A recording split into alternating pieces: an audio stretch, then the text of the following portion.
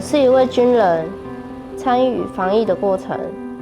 我才真正体会当军人的责任。不分昼夜的国军和永远不会下班的母亲，都只有自己走过，才知道其中的不容易。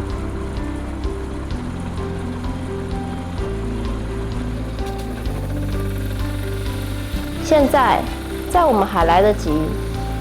还可以说出爱的时候，把我们的感谢大声说出来。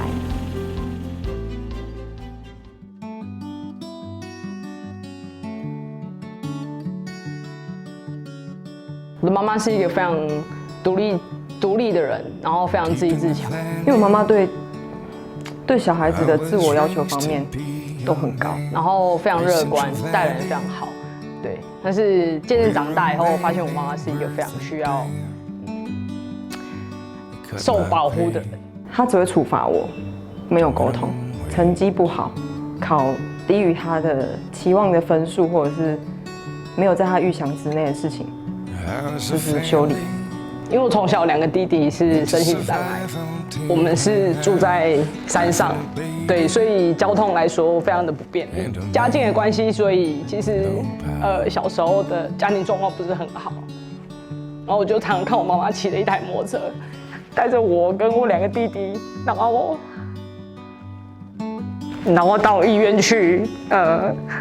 就医。还有离家出走啊，然后很叛逆的时候啊，就是还会对骂啊，然后跑给他追啊，这样。刚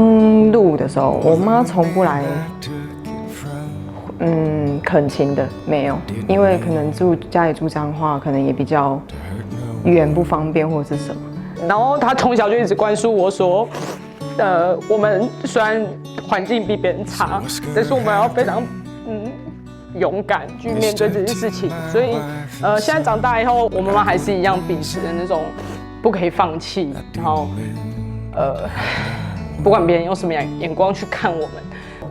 快接近半年的时间没有回家，请一个阿姨，然后开车，然后载她北上，然后带了她自己煮的东西，然后就是我最爱吃的东西，然后她就打电话跟我说，妈妈在营区门口外面，你有没有空？这样有担心，可是她知道没办法，这是任务，所以她就只有跟我讲说，要照顾好自己身体。第一次执行的时候，她比较紧张，她就等到半夜，就有打电话回来说，执行的状况怎么样啊？然后我们有没有去接触到这些旅客啊等等的。